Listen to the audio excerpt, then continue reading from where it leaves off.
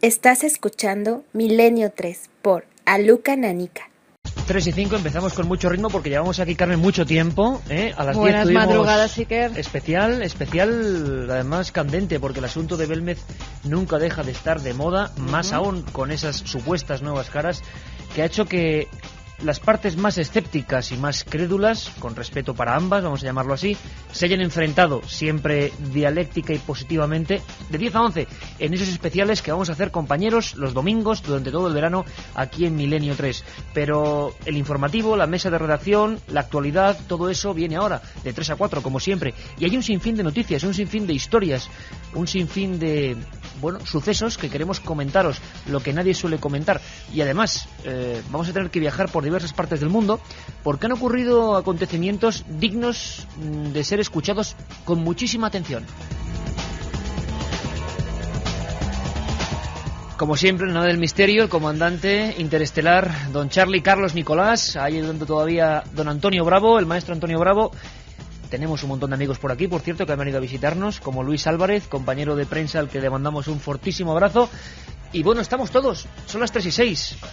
Yo creo que podíamos empezar, Carmen, dando por supuesto la conexión, porque vamos a volver a recordar lo que ha sido ese debate, yo no voy a decir agrio, pero sí punzante, sobre Belmez. Hemos sacado muchas cosas nuevas, muchas cosas en limpio, y estoy seguro que el debate va a continuar en el 7640. Pues sí, que líneas abiertas como siempre, 7640, palabra clave, Milenio, espacio y lo que queráis. Vuestras opiniones, vuestras preguntas, también las noticias que demos, algunas en España. A ver si alguno de nuestros oyentes nos puede informar de ese calamar gigante que ha llegado a las playas de Murcia. Playas de Murcia, calamar gigante. Vamos a ir antes que nada con varias cosas que nos llaman desde México. Por cierto, se lo damos también a Francisco Contreras, que estaba aquí a las 10. Buenas madrugadas, Iker, Carmen. Buenas noches a todos buenas madrugadas a todos los oyentes de Milenio 3. Sí, desde las 10, con un debate polémico, vamos a ver. Han salido varias cosas a relucir muy interesantes. Hay datos que han surgido en ese debate no muy interesantes, sino muy esclarecedores, o por lo menos aparentemente esclarecedores. Pero eso lo haremos a partir de y media, a partir de y media, Fran. Vale. ¿Te parece? Perfecto. Ahora, Charlie, vamos a cambiar el tercio porque nos vamos hasta México.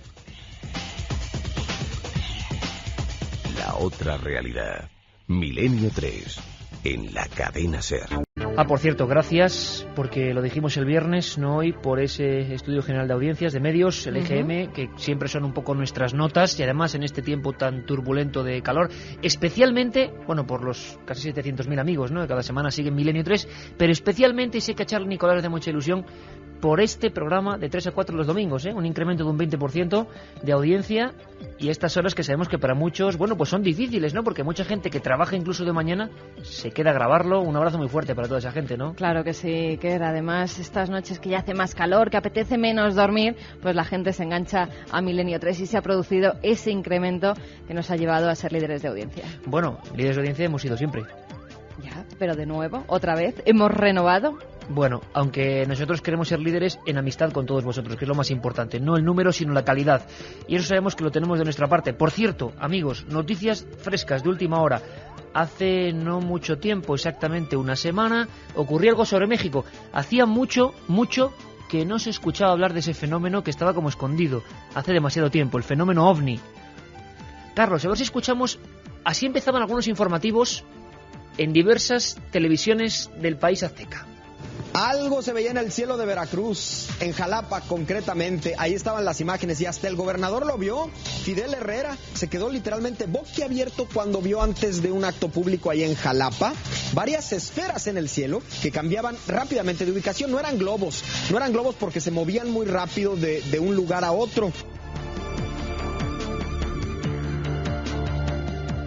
Hace mucho que no se habla de ovnis, pero precisamente en México aconteció la última gran filmación de ovnis. Lo recordamos, 16 objetos, si no recuerdo mal, sobre el Campeche, instalaciones militares, aviones con detectores de calor que grababan en infrarrojo las evoluciones de unos objetos extrañísimos.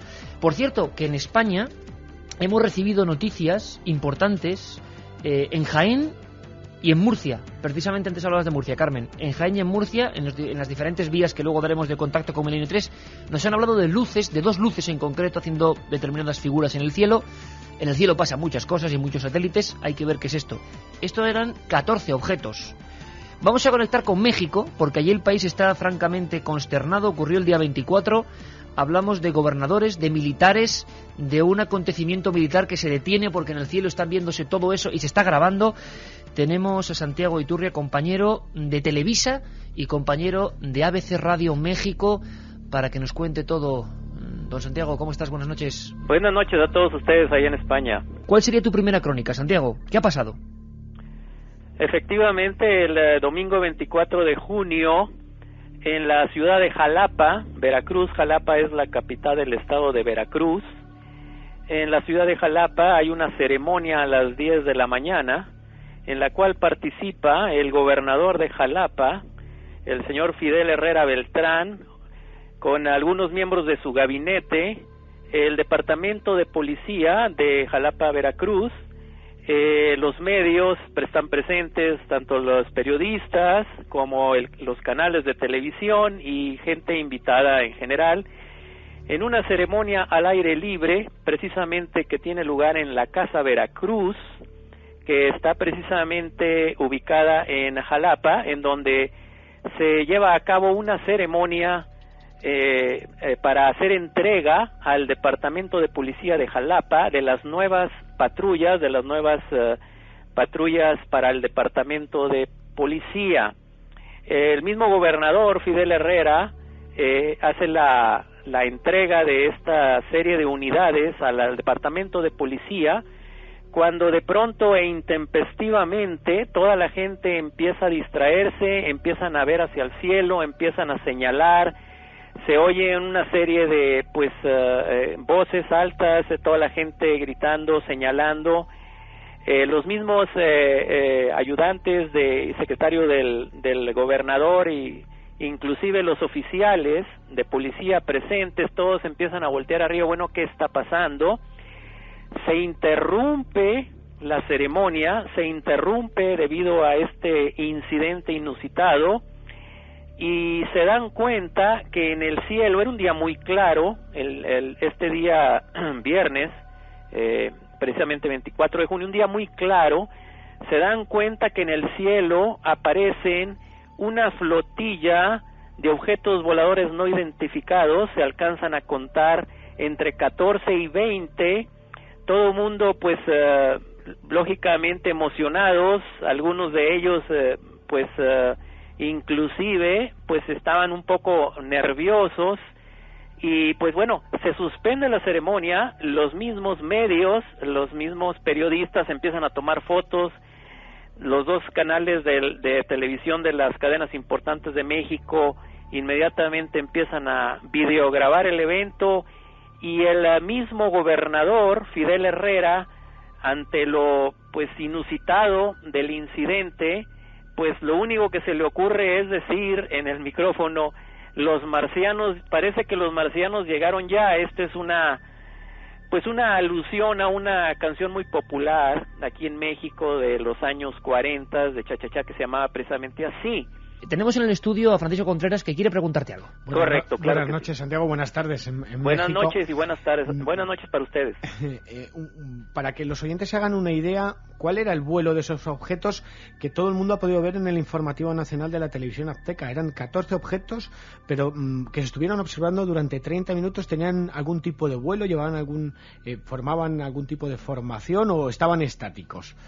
Exactamente, es una muy buena pregunta, y déjame decirte que los objetos aparecen intempestivamente en formación, permanecen estáticos en un punto especial del cielo, estaban a cierta altura, no estaban bajos, sí estaban altos, pero se alcanzaban a distinguir muy bien por todos los testigos, porque brillaban como objetos metálicos, y describieron durante los 30 minutos que duró el avistamiento, describieron primero una formación triangular, posteriormente cambiaron y adoptaron una formación circular o medio círculo, y posteriormente adoptan otras dos formaciones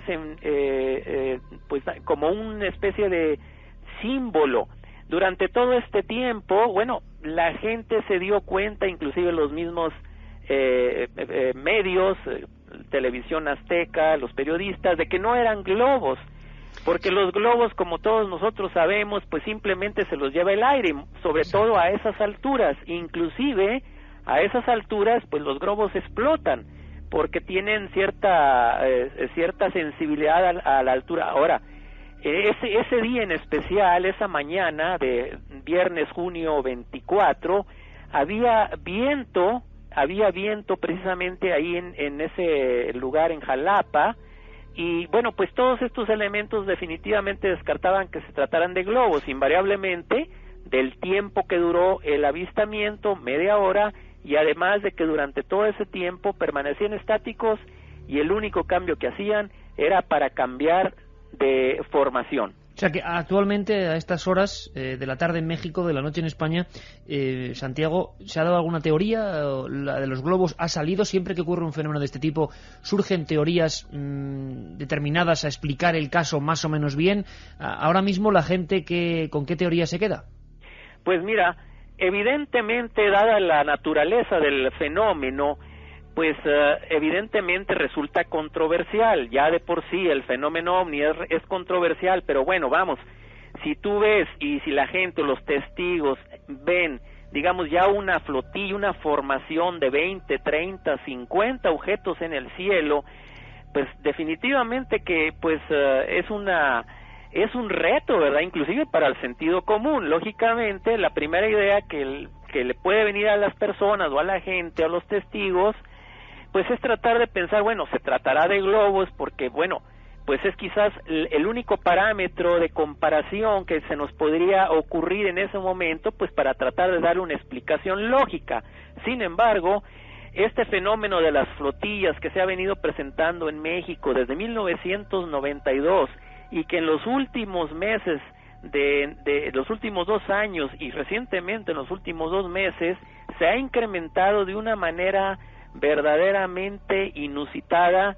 Y caray, pues qué te puedo decir, nosotros, todo el equipo de investigación, los ufólogos, hasta este momento seguimos todavía sin tener una teoría posible o una posible explicación, porque sencillamente este fenómeno pues desafía pues todos nuestros conocimientos hasta el momento. Claro, hay algunas teorías que se han dado como que sean, bueno, desde luego ovnis son ovnis, pues aún no sabemos qué son, o bien que se tratara de algunas señales que se han venido dando recientemente, pues quizás para sugerir alguna especie de interacción, quizás para sugerir alguna especie de forma de contacto, o bien quizás, como ya lo hemos discutido, para hacer un despertar de conciencia en el mismo pueblo mexicano que durante más de una década ha sido testigo de este fenómeno.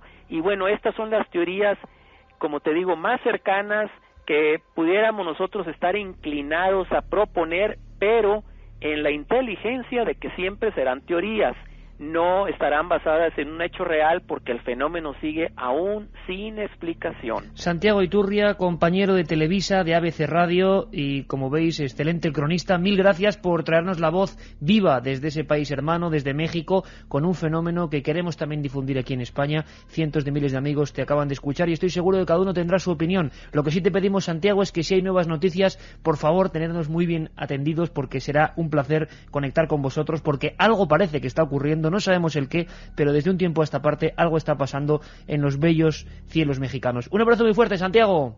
Un saludo a todos ustedes allá en España y estaremos en contacto. Gracias por la entrevista.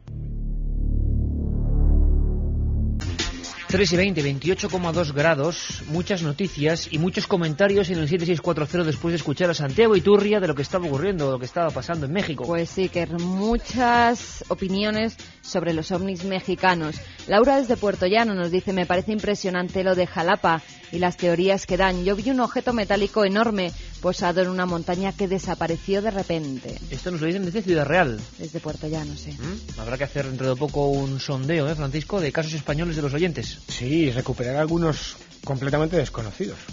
Luis, también hubo presencia de ovnis durante 2 actos políticos de sendos candidatos en las recientes elecciones del Estado de México, DF. en el municipio de Talataya, a 5 kilómetros de Jupilco. Ajá. Una especie de ROT, esos bastoncillos voladores. Rob sería como una especie de estela, ¿no? Tú hiciste un reportaje hace años. Hace años, además, quizás el primero que había en... Sí, ¿y qué son?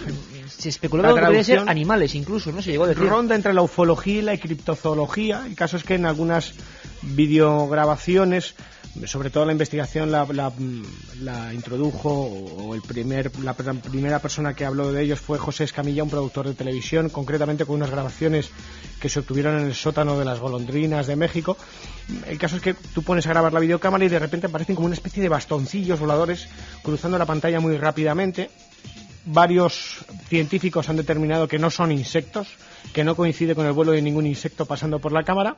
Se mueven entre el área de la ufología, esos objetos volantes de forma cilíndrica no identificados, y la criptozoología, algún tipo de animal desconocido. Igual algún oyente también tiene... De todas maneras, te aviso, estamos investigando el último ROP captado en España, concretamente en el Teide. Habrá noticias este verano. José nos dice: eso mismo fue lo que vi yo en Móstoles, Madrid, el 12 de mayo. El relato es idéntico a lo que pude ver, simplemente increíble. Por cierto, una cosa, Carmen, es que hay que decirlo porque todo esto lo tenemos gracias a Guillermo León, que ha hecho una gestión en ikerjiménez.com, la página amiga de este programa, www.ikerjiménez.com. Está el vídeo de los ovnis de Jalapa, lo podéis ver en momento y en tiempo real. Soy de Jaén y hace unos meses mi padre se encontró con una bola de luz naranja de unos 20 metros de diámetro a unos metros del suelo.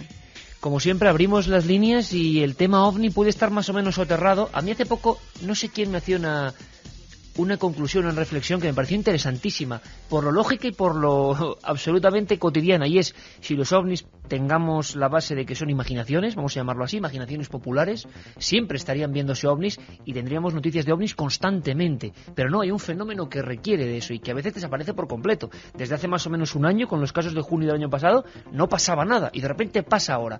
¿Por qué? ¿Por qué ocurre esto? Claro, vamos con noticias porque hay una de cultura muy interesante, está de moda total el Código Da Vinci. Ha empezado el rodaje de la famosa película, del no menos famoso libro. En internet se baten también récords de descargas de información, pero hay una cosa mucho más interesante de cuando no había internet, una cosa mucho más interesante, y es que encuentran un dibujo de Da Vinci escondido bajo el cuadro célebre de la Virgen de las Rocas. Expertos de la National Gallery de Londres encontraron un nuevo dibujo del genio renacentista italiano Leonardo da Vinci, oculto bajo el cuadro La Virgen de las Rocas. El artista recibió el encargo de pintar esta obra para decorar el altar de una capilla en Milán en 1483. El boceto fue hallado gracias a los rayos X infrarrojos y los especialistas creen que los trazos muestran a una mujer arrodillada con un brazo extendido. Según Raquel Billinge, investigadora de la galería, fue un momento extraordinario cuando se alumbró el rostro de la Virgen e inmediatamente vimos una mano que no tenía cabida en la pieza original. Rebecca Jones, de BBC Arte, afirmó que algunos expertos piensan que posiblemente Da Vinci pretendía pintar una representación de la adoración a Jesús cuando era bebé, pero después cambió de idea y aseguró que probablemente nunca se sepa por qué el pintor pues hizo ese otro cuadro sobre el dibujo. Qué apasionante es lo de los fondos de los cuadros. Yo no lo digo por nada, pero qué apasionante es lo de los cuadros que tienen otros cuadros detrás. Precioso descubrir esas otras imágenes ocultas. Hay un truco, bueno, yo lo voy a decir, que es que nunca lo he dicho y la gente... Mi madre es una de las primeras que hizo en radiografía, en reflectografía en España de cuadros, y entonces, claro, nos quedábamos alucinados, se transformaban en otra cosa, y el pintor muchas veces había expresado, a veces demonios, a veces figuras grotescas, otras símbolos, y que tampoco en capas de pintura, ¿eh? Y otras veces rectificaba esos dibujos iniciales, pues había hecho un caballo a lo mejor un poco más grande y luego en la forma original, en el cuadro que se ve, lo hizo más pequeño. Ha empezado el rodaje entonces del código, ¿no? Sí, que era empezado el rodaje del Código Da Vinci. Ayer mismo se comenzó a filmar la película que está basada en el bestseller de Dan Brown, El Código Da Vinci. El protagonista elegido es Tom Hanks y se rodará en París bajo la dirección de Ron Howard. La película transcurrirá en el lujoso Hotel Ritz y sobre todo en el Museo del Louvre, uno de los principales escenarios de la novela. El film se estrenará en mayo del año que viene y cuenta con un presupuesto que ronda los $100 millones. Según fuentes de la Columbia Sony, está previsto que el rodaje concluya el 19 de octubre en el Reino Unido. Curioso este fenómeno que no para, ¿eh? Pensábamos que paraba la historia hace por lo menos un año y yo me alegro, que se vendan libros a tope. Ojalá la gente encuentre con el código, pero si vemos las listas más vendidos, hay 3 libros de Dan Brown ahora mismo e infinidad de secuelas. Tú fíjate que es curioso, cuando hace unos meses hacía el Camino de Santiago había algo que yo llamaba el síndrome Código da Vinci, con María Magdalena. Ahora que me vuelvo a ir en unas semanas, habrá que recuperar cosas que dejé en el cuaderno de campo. Sobre esa figura. Sobre esa figura que a lo largo del camino hay lienzos muy curiosos en los que aparece la Magdalena con la figura del Sagrado Cáliz en puntos determinados. Habrá que recuperar alguna cosita. Claro que sí. Un viaje en busca del misterio. Milenio 3, en la SER.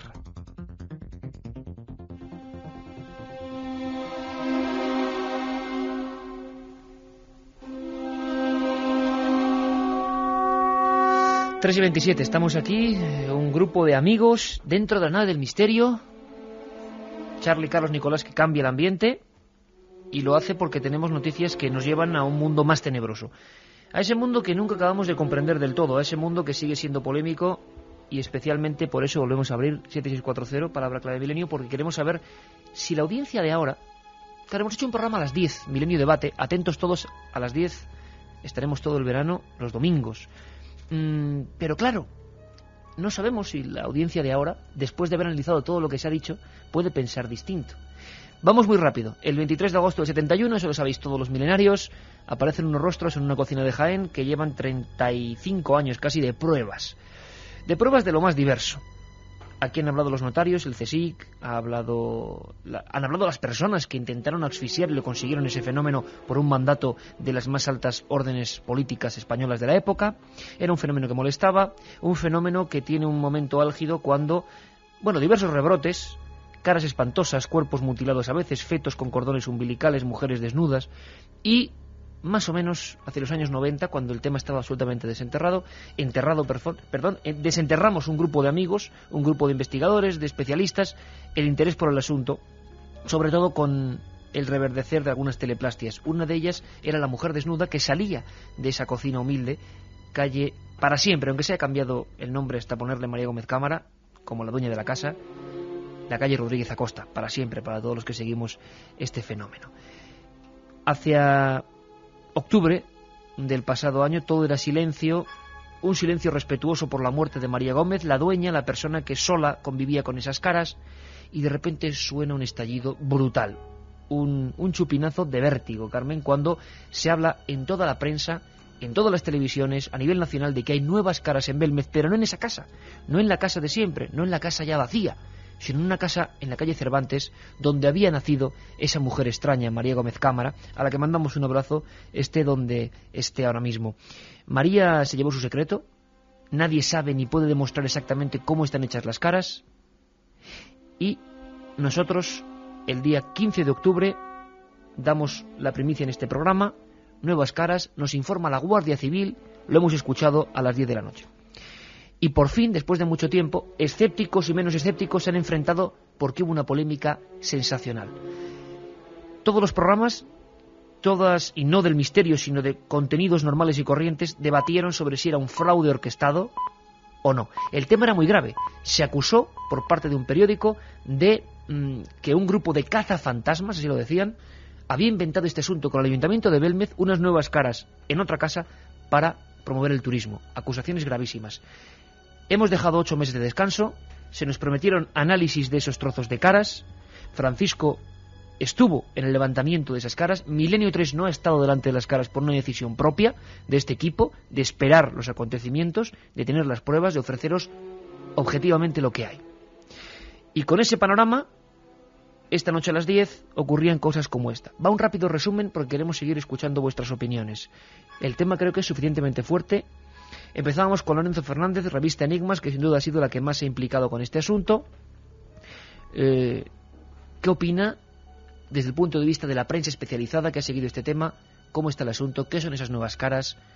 ¿Son reales? ¿No son reales? Era sorprendente lo que decía Lorenzo Fernández. 30 días hemos tenido la euforia por la aparición del fenómeno, la aparición de los medios que defienden el tema, posteriormente el fraude, ahora se habla de negocio. Es una oportunidad única de investigar. Yo te puedo decir que cuando llegaron las fotografías a la redacción quedé bastante sorprendido. Lo primero que se me vino a la cabeza es que aquello estaba pintado. Pero en este caso había algo extraño que se alejaba del misterio y que daba que pensar, que nos ponía en la tesitura de que realmente lo que se estuviera orquestando en Belmez fuera precisamente un fraude malintencionado. ¿Con qué objetivo? Realmente no lo sabemos. Esa fue mi primera sensación. Ahora, cuando acudí a la casa y tuve la oportunidad de compartir una noche de testigo, porque realmente no fui a investigar, sino que fui a ver lo que hacían los investigadores, estuvimos un fin de semana entero. No te voy a decir que mi opinión cambió, pero sí se dieron elementos suficientemente interesantes a lo largo de esa noche como para que por lo menos me replanteara que allí lo que estaba aconteciendo no era tanto fraude como parecía. ¿Fraude orquestado para quién? ¿Para atacar a qué? ¿A un fenómeno? ¿A los que investigamos estos fenómenos periodísticamente? ¿Para herir de muerte al misterio más extraño que ha habido en España? El siguiente en participar era nuestro compañero Francisco Contreras, y lo hacía de una manera bastante rotunda, sin cortarse un pelo y aportando una característica que es la que mucha gente sinceramente comparte. El mosqueo respecto a este fenómeno en ese momento, en octubre de repente, cuando nunca en ese pueblo habían surgido aparentemente caras en otra casa. Así lo decía Francisco Contreras. Creo en su honestidad, en su buen hacer, en su buena profesionalidad. Vaya por delante eso, y que sería una decepción muy grande que ahora con el paso del tiempo encontráramos que algo ha cambiado. Yo creo que se han equivocado en la investigación, seriamente, y que aunque ellos involuntariamente no sean los responsables, se tenía que haber trabajado de una forma más profunda y profesional en el tema. Uno no puede anunciar en una rueda de prensa con decenas de medios de comunicación que hay nuevas caras, que estamos ante un nuevo fenómeno paranormal sin aportar ninguna prueba.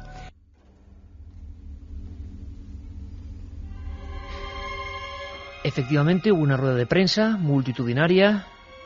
El telediario, vamos a llamarlo así porque sigue siendo un referente evidente a pesar de que hay más cadenas, volvió a hablar de Belmez como misterio, como fenómeno, como polémica, y Francisco ahí se convertía en portavoz de mucha gente que decía, bueno, ¿y dónde están las pruebas de que estas nuevas caras que no se parecen mucho o sí a las anteriores? Sé que hay muchos oyentes que las han visto también.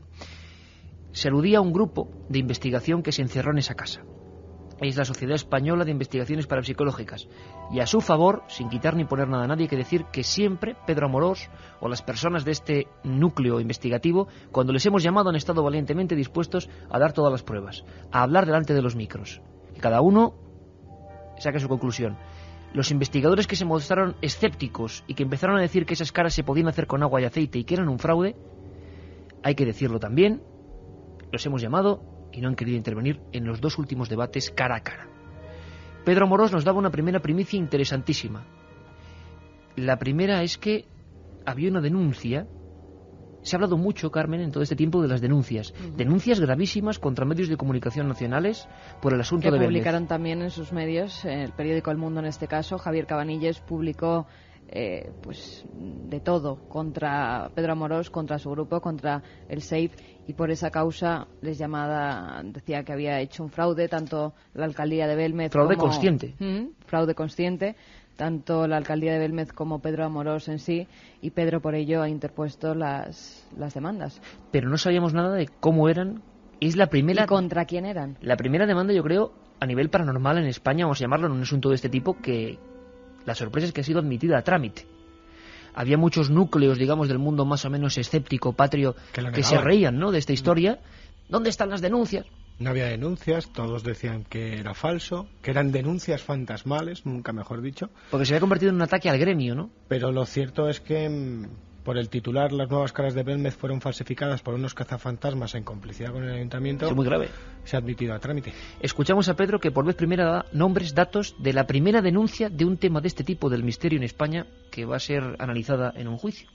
Bueno, aceptada por la Fiscalía el 15 de abril, y te la voy a leer concretamente. Son hacia demanda de juicio declarativo ordinario, acción, protección civil del honor e intimidad de la propia imagen de don Pedro Amorós, que es por lo que yo denuncio a Javier Cabanilles, firmante de los artículos, don Benigno Camaña Sanz, director del medio de la Comunidad Valenciana del Mundo Valencia, Pedro J. Ramírez Codina, que es el director general del Mundo, a la Unidad Editorial Sociedad Anónima, que es la editora del noticiero, a Mundi Interactivos Sociedad Anónima, que es la editora del rotativo digital El Mundo. Ahí teníamos los datos que por lo menos este equipo de periodistas nunca había escuchado, y era tremendo. Vamos a ver en qué queda todo eso, nosotros estaremos para contarlo, pero la denuncia está y ha sido admitida a trámite por la Fiscalía. Queríamos conocer también otra parte escéptica respecto a ese asunto, y entonces quisimos contar con un ingeniero superior industrial especialista en el hormigón, como es don Joaquín Abenza Moreno de Murcia, y era rotundo, tampoco se cortaba un pelo. A mi juicio no ha sido la más acertada, y también opino como Lorenzo que esas caras pues no se parecen en nada a las caras que conocemos de la casa original, y que parecen pues hechos por unas personas o unas manos o unos espíritus o lo que queramos, pero que pintan mucho peor que los que pintaban las caras originales. Por lo tanto, esa es la postura que yo siempre he mantenido, y por supuesto estoy de acuerdo en que no se puede acusar a nadie sin tener pruebas, y jamás lo he hecho, y creo recordar que incluso en la noche que apareció en prensa todo este tema hablamos en este mismo programa, y yo dije que no estaba de acuerdo en absoluto aunque se acuse a nadie, también porque creo que esa gente, tanto Pedro Amorós como Pedro Fernández, son personas que en principio hay que suponer que son personas que no van por ahí mintiendo ni haciendo ningún tipo de actividad de este tipo. Lo que pasa es que también hay que demostrar pues todas las evidencias que en esa casa están pasando. Ciencia, investigación, todo se ha enfrentado con enorme educación esta noche a las 10, pero Pedro Amorós nos daba un detalle que era mucho más importante que todo lo anterior, y es los datos del primer análisis de esas nuevas caras. Bueno, hay que escucharle, cada uno que saque su conclusión. Estos análisis manifiestan, según las muestras levantadas por el juez, estas muestras, una vez analizadas, presentan, aquí hay demasiados elementos, como por ejemplo el trióxido de dialuminio, por ejemplo, en el que se encuentra de una magnitud de un 0,08%. El óxido de calcio, que se encuentra en una magnitud de un 30,6%. Atención a las medidas. El trióxido de hierro, que prácticamente es un 0,00025. ¿Y qué quiere decir eso, Pedro? Bueno, esto significa que estos componentes que nos han enviado los laboratorios y nos muestran las conclusiones, sencillamente es dolomita. Lo único que ellos han encontrado es dolomita, ni siquiera el ácido oleico supuestamente con el que deberían de estar configuradas las caras. El aceite, para que nos entienda todo el Exactamente. mundo. No ha aparecido aceite. El aceite con el que supuestamente tendrían que estar hechas las caras según las acusaciones que nos habían hecho, bueno, pues algunas de las partes, ¿no?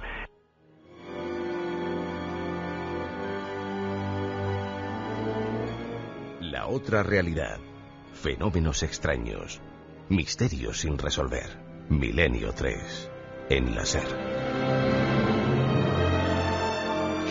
Ahí teníamos los datos, los primeros análisis de esas nuevas caras de Belmez que supuestamente no dan aceite ni dan ningún componente. No sé, a mí me parece realmente raro, realmente inquietante. Yo no sé qué piensa la gente. Por cierto, habíamos dicho, decía Joaquín Abenza, que no le sonaban los laboratorios Johnson de Castellón, donde se había hecho estas pruebas. Buscábamos en tiempo real, Katia Rocha, nuestra productora, lo hacía, y no encontrábamos en Internet información, pero el César, lo que es del César, sí que hay información concreta de esos laboratorios, y hay que dejarlo muy claro para salvaguardar el honor de quien sea preciso. Sí, además nos ha enviado la información un oyente, Juan Ignacio Pascual Arias, que nos dice que este es el motivo por el que no encuentren nada en Johnson & Johnson de España relacionado con laboratorios, simplemente porque dicho grupo opera su línea farmacéutica a través de Janssen Zilang, de la cual sí que pueden encontrar información en la web.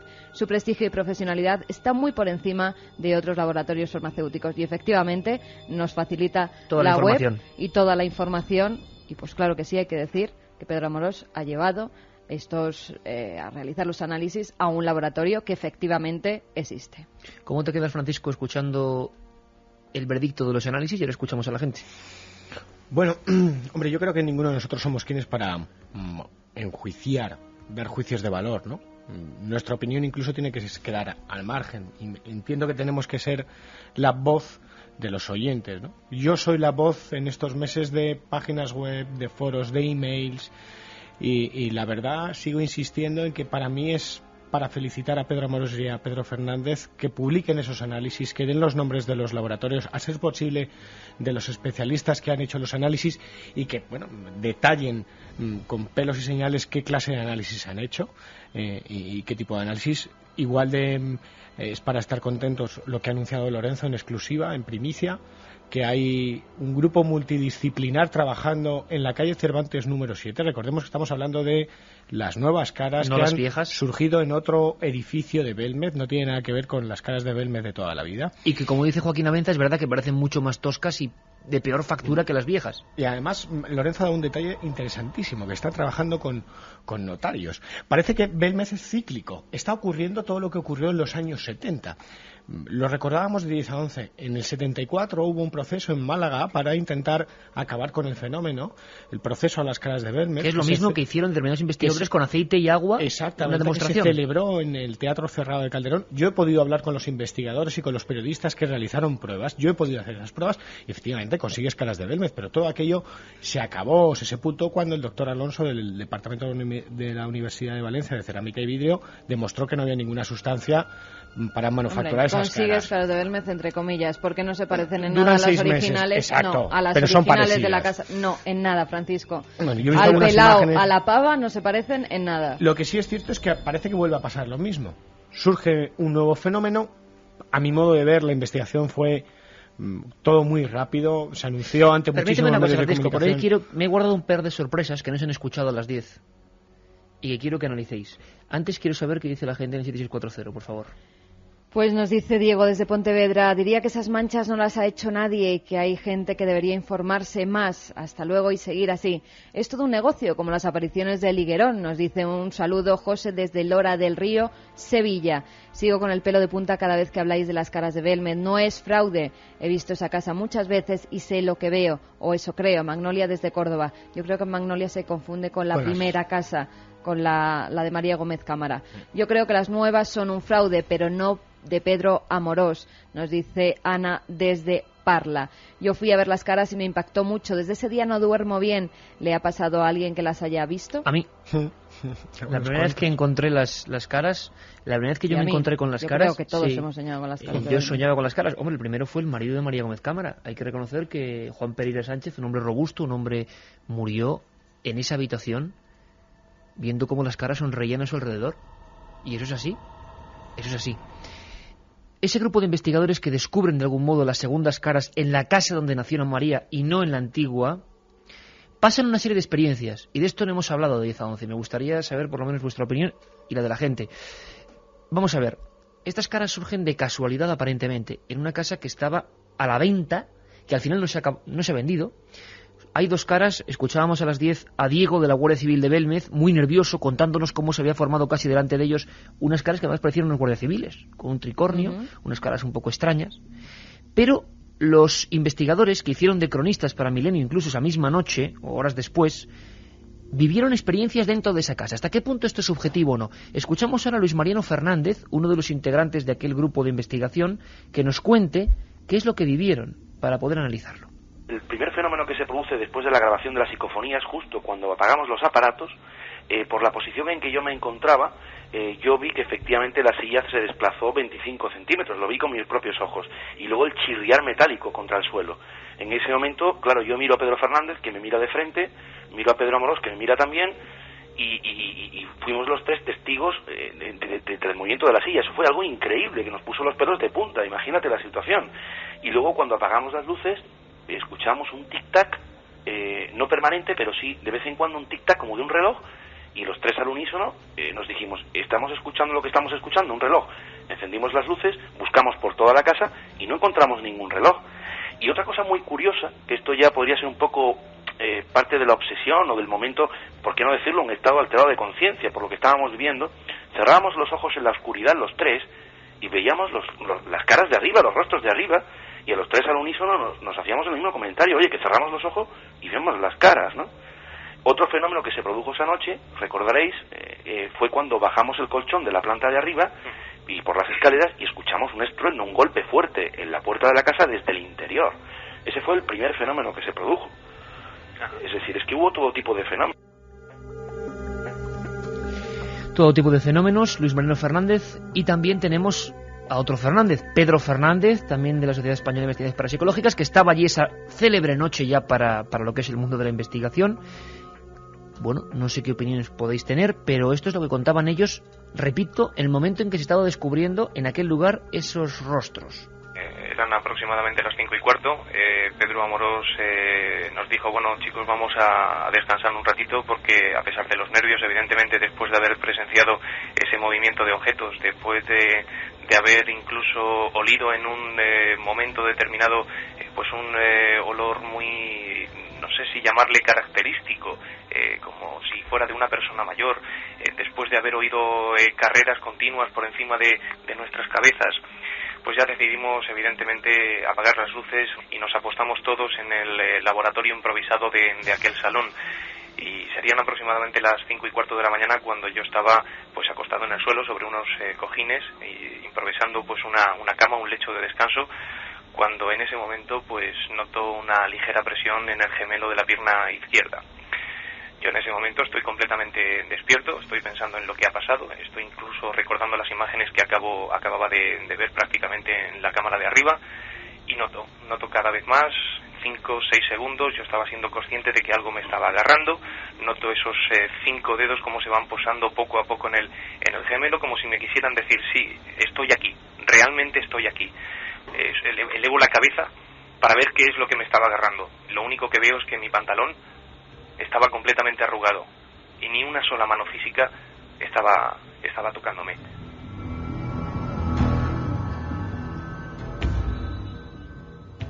La nave del misterio sigue surcando el universo desconocido. Carmen, ¿tu opinión sobre este tipo de experiencias? Todos hemos tenido un poco de miedo en determinados momentos y lugares, y yo en Belmez personalmente, además. Cuando te metes en una investigación, además, pues llegas a un nivel en el que estás muy centrado, en el que son muchas horas de investigación, y a veces, y no estoy llamándolos locos ni nada por el estilo, ves o sientes cosas que realmente no pasas, aunque tú crees estar viviéndolos. Antes hablábamos de esos sueños. Muchas veces cuando estás inmiscuido en una investigación, en este caso en el tema de las caras de Belmez, pues crees que se te aparece una cara en la habitación o ves cosas donde no las hay. Puede ser que a estos investigadores pues les pasara algo parecido. Te digo puede ser, yo no soy nadie para decir qué es lo que vieron o qué es lo que sintieron. Yo hace 11 años ahora, hace casi 12 años, la primer viaje a Belmez, el primer encuentro con esos rostros, y siempre especialmente ese rostro de bigotes que aún sigue ahí, la papa, que no sabemos qué es o qué deja de ser.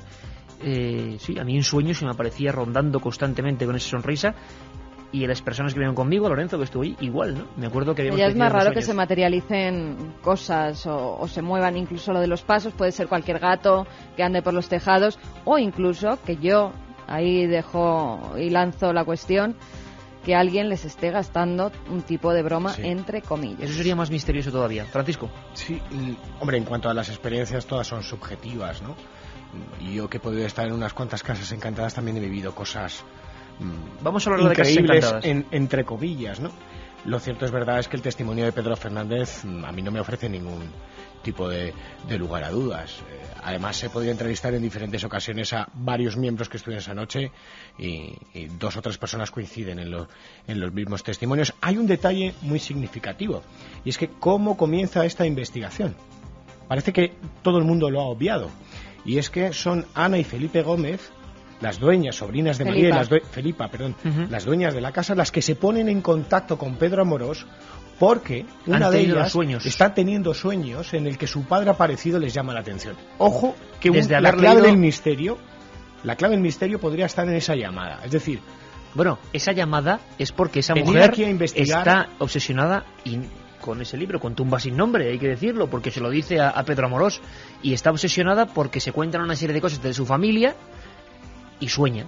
Entonces Pedro Amorós acude, luego se suman otros investigadores, pero Pedro Amorós acude con Pedro Fernández, luego se suman terceros investigadores y comienza todo esto. Yo sigo insistiendo en que la investigación, y que me disculpe, Pedro Amorós estuvo mal planteada desde el principio, darla a conocer, ¿no? y la gente opina que hay colaboradores de la SEIP, desgraciadamente, que se han aprovechados, unos con un afán protagonista y otros con un afán económico. Es lo que opina la gente, y hay que contarlo y decirlo. Dicho queda, Francisco. Y hablamos de otro tema que te gusta, Casas Encantadas. Carmen, curiosísima la iniciativa, por favor, mucha atención, Es más, a ver si hablamos con alguien del Ayuntamiento de Granada la próxima semana, porque me gustaría saber qué están haciendo. La noticia es sugerente. Pues sí, el Ayuntamiento de Granada se ha decidido a fomentar la lectura entre sus conciudadanos y para ello ha ideado una peculiar ruta de casas encantadas que, inspirada en novelas histórico-literarias, recorrerá edificios emblemáticos de la capital en los que, según diversas leyendas, habitan fantasmas. La iniciativa ha partido de la tertulia literaria La Chana y la ruta tiene 7 paradas. La primera de ellas, el Hospital Real de Granada, donde la leyenda cuenta que un espíritu se manifiesta en la celda donde estuvo encerrado San Juan de Dios. El segundo punto del recorrido, según explicó el concejal de Cultura, Juan García Montero, es el Centro Materno-Infantil, donde existe el mito de que se produjo la aparición de 2 espectros a una niña. Otro de los edificios que se visitan es el de la Diputación, donde, según se cuenta, un ente vaga por el lugar clamando venganza por una injusticia de la que fue víctima. También se podrá ver el Hospital Clínico, donde se dice que en otoño de 1978, en una de sus salas, apareció un extraño ser al que se conoce como Mujer de Negro. También el Conservatorio de Música, donde escribían, un compositor ruso afirmó que una vez muerto volvería a través de su música. En la Real Cancillería se hablará a los visitantes sobre el verdugo de la audiencia, que según la leyenda era un brujo que proporcionaba los materiales necesarios para realizar hechizos. El recorrido concluye en la Casa de Castril del Museo Arqueológico, donde cuentan que en el verano de 1998 apareció una mujer muy bella, joven y alta, de pelo negro y rizado, cuya contemplación produce mucha paz. La finalidad de la ruta, según el Ayuntamiento, es potenciar el acercamiento de los lectores a los libros de información sobre la historia de Granada, sus mitos y, sobre todo, sus leyendas. Bueno, pues yo emplazo a que la próxima semana hablemos con este concejal y, si es posible, hagamos esa ruta. Muy bien, Iker. Vamos a hacer esa ruta porque creo que es interesantísimo. Iniciativas como estas son fantásticas. Como las que hay en Toledo también, además. Viajes en Toledo, pero esta es por el ayuntamiento. Y además promoviendo... Vaya notición, promoviendo la lectura y la cultura, algo fascinante. Bueno, la semana que viene vais a saber más. Igual nos llevamos una sorpresa y todo. Y estamos allí, vete a saber. Mira, estaría bien entrar en la Diputación de Granada otra vez, después de la rehabilitación. Y vamos ahora con la noticia que adelantábamos al principio. Aparece un calamar gigante en el litoral murciano. Un calamar gigante de 1,34 m apareció vivo el pasado viernes en la playa Entre Mares del Mar Menor, en Murcia. Los bañistas que se encontraban en ese momento en el lugar hicieron todo lo posible por mantenerlo vivo, pero cuando el centro de emergencias llegó, el animal ya había muerto. El ejemplar se encuentra en estos momentos en una cámara frigorífica del Centro de Recuperación de la Fauna Silvestre del Valle de Murcia, para que el próximo lunes, o sea, hoy, a primera hora, se proceda a la necropsia del animal y el análisis que concrete de qué especie se trata. El director de este centro, Alejandro Bayón, afirmó que por desgracia el animal falleció cuando llegaron técnicos del centro a la playa y añadió que las altas temperaturas de las aguas en la zona han podido ser la causa de su muerte, dado que este animal suele vivir en aguas frías de otras latitudes, sin que por el momento se conozca el motivo de su presencia en el Mediterráneo. Bayón además indicó que estos calamares gigantes no se ven en el Mediterráneo, pero que últimamente se están observando en el mar de Alborán, porque entran procedentes del océano Atlántico. Según los expertos, este tipo de animales pueden llegar a alcanzar los 20 metros y a tener un peso de unos 300 kilos y suelen vivir en profundidades situadas entre los 800 y los 1.300 metros de profundidad. Ahora con este aero de Jean-Michel Jarre, del genio, parece que estábamos entrando, Carlos, parece que estamos entrando en el abismo. Yo recuerdo las palabras de ese gran amigo Fernando González Siches de Explora Films cuando buscábamos el calamar. Pronto, que nos escribió desde China diciendo que traía cosas interesantes en la faltriquera. Pues se metían con sus cámaras y yo le preguntaba ahí en el mar, a las orillas del mar Cantábrico, bueno, en pleno alta mar, y le decía, ¿y por qué no nos metemos en un batiscafo? Y dice, porque esos bichos han llegado a comprobar que pueden medir 20 metros. Y esa criatura, que algunos tienen dientes en los brazos, como el Taningia danae, la especie Taningia danae, ¿qué puede hacer con nosotros, ahí abajo, teniendo 20 metros? Es una curiosa reflexión. Vamos a irnos con muchas más preguntas y sugerencias y también reflexiones de los oyentes. Karen, oye, me ha encantado lo de Granada, Interesantísimo, interesantísimo.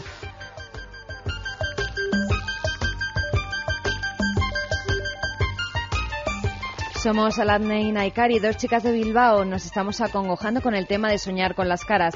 No vamos a poder dormir. Musus. Bueno, pues no pasa nada porque...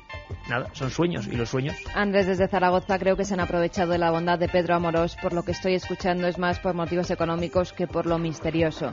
Habéis dicho que ahí nació o vivió de pequeña la señora María y que las caras están mal dibujadas. ¿No serán las caras vistas por los ojos de María de niña? Bueno, no sé, a mí hay que reconocer que hay dos caras hay teorías para que a mí me inquietan. Hay dos caras que me parece que están muy bien hechas. Dos de las que yo he visto, como digo, no en el lugar de los hechos, pero me parecen bien hechas, que tienen una esencia muy curiosa. Y si las han hecho, oye, pues felicidades a los pintores. Pero ¿por qué lo de Belmez va a ser un fraude? Si fuese así, el asunto ya estaría zanjado, ¿no? Que conste que soy escéptica. Besos de Amparo. Un amigo que nos escribe, que nos dice que tiene localizadas fotos de hace 20 años y que las pone a nuestra disposición. Pues muy bien, porque le llamaremos. Damos dos buzones casi para que la gente pueda mandar documentos gráficos, Carmen. El buzón de Milenio por internet es milenio3 con número @cadenaser.com, milenio3 con número @cadenaser.com, y la dirección postal, las cartas de papel, esa sección que empezaremos la semana que viene con vuestras cartas que nos llamen la atención por algo, serán las que leeremos. Calle Gran Vía, número 32, octava planta, 28013 de Madrid, a nombre de Milenio 3. Y si hay problemas en el primer buzón, hay un suplente que es contenidos@ikerjimenez.com. Eso es. Para cualquier problema. Francisco, que ha sido un placer estar contigo. Por cierto, ¿se puede hacer un sondeo más o menos de cómo anda el panorama? Pues anda muy igualado. Igualado, muy con las nuevas caras. También hay que saludar a 3 españoles que se encuentran en Coliba, Portugal, en plena sierra, a oscuras, en la recepción de un sanatorio abandonado y escuchando el programa. Oye, y a toda esa gente que nos manda músicas, como Ángel Corpa, si no me equivoco, compañero que está haciendo unas bandas sonoras maravillosas y que, bueno, yo creo que hace una gran labor, como toda la gente que nos envía discos, muchísimos. Nos vemos ya, se nos echa el tiempo encima. Carlos, Francisco, un abrazo muy fuerte. El viernes que viene, Carmen, un abrazo. El viernes que viene muchas más sorpresas.